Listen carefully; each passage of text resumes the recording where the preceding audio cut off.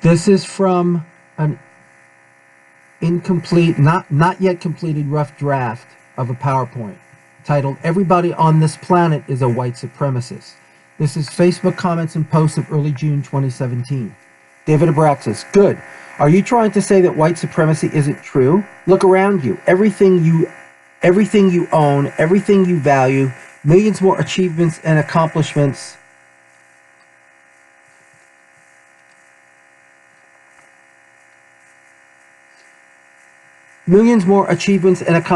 you're too ignorant to know about were all created by white European men. You're a liar if you pretend not to be a white supremacist. Everybody on this planet is a white supremacist, most particularly non-whites. If not, why are all the non-whites around the world trying to sneak into white countries? You must realize you live in a fantasy world if you claim whites aren't superior. What's worse is you are keeping non-whites from catching up with whites and achieving and accomplishing whatever things of world importance that it might be in their destiny to achieve. You have to see that there is a problem before you can rectify that problem. You have to see that there are areas of your life that must be improved before you can begin the process of improvement. You and everyone who believes that bullshit that you believe are actually hurting non-white people. Cultural contributions and accomplishments of societies, cultures, and civilizations. Black Africa and Europeanized Negroes. Jazz, blues, the peanut, idea of syncopation and rhythm and music. Why shouldn't whites be supreme? They created everything you and I enjoy. They created our very lives for us. Without whites, you'd be living in a hut in Africa or Indonesia eating raw rat steaks. Why don't you wake up and get real for a minute?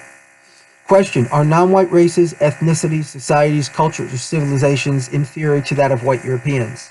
Question, legitimate question. Anti-white supremacists, they are forgetting some things they never knew in the first place. These retards know nothing about the history of science, intellectual history in general, legal, religious, moral, political history, nothing about the development of Western art, music, architecture. They are the great nihilist, know-nothing, postmodern, post-mortem masses, the herd.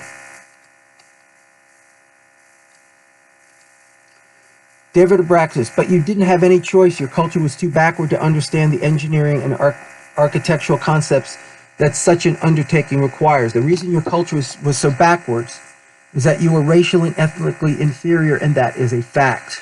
Deborah Robinson, I hope you think you're being sarcastic, because if not, you speak like a know-it-all nitwit. Right?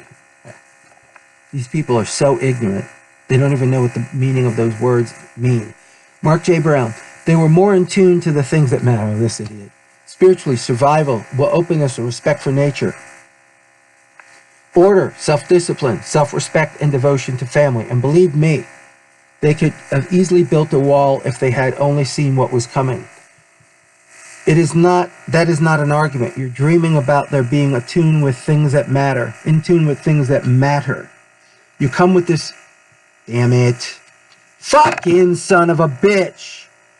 You come with this bullshit excuse to distract yourself from the fact that they were incompetent in spirituality, survival, etc. Like everyone else in this country. You literally have no ideas as to the meaning of terms such as spirit, spiritual, etc. The Greeks and Romans had genius and superior spirituality, oneness. Christianity and Judaism has steered us away from both genius, creativity, and spiritual oneness, and etc. And it is possible to get back to all of the above. Your ideas are plagiarized straight out of Claude Lévi-Strauss, The Savage Mind, and Tristram Peake. Obviously, you don't know anything about that because you have read nothing, and your opinions are based on no bodies of knowledge, academic or otherwise. Like all cow people, your ideas are all cliches that you have been taught by other ignorant cattle people to use.